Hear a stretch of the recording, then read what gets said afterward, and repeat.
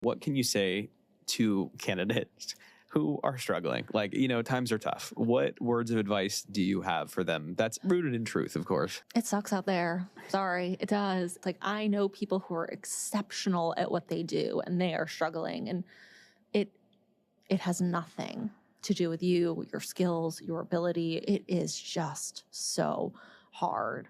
I think if I were going to give any advice, yes, like, keywords are so important, and make sure that your resume is tailored to some extent to the job, but make it individualized. Take time, take preparation. Don't just throw it into ChatGPT. It just ends up looking like all of the other ones, and it's really hard to sort through them for us. I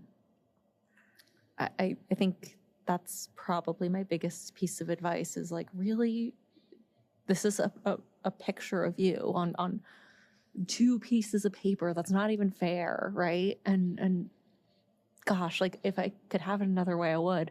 But really make sure that you're putting a lot into it and not just throwing it into some sort of AI platform and saying, okay, good enough, right? Yeah. Because it's just unfortunately falling to the wayside. People are, and to be clear, yes, we use filtration, right? We use keywords, but people are still reviewing these resumes. Mm-hmm. Especially at Gametime, we are not using AI to review them.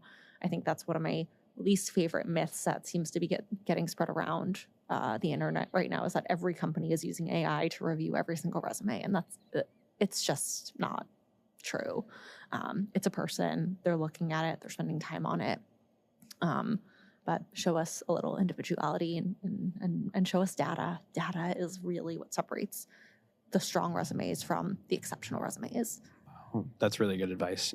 Especially with the emergence of ChatGPT and everyone using it, like, you don't know when too much is too much because it's so new. And obviously you can use it in some ways, but then other ways, like you said, if everyone's using it and, everyone's a marketing manager, it's spewing out the same things for everyone.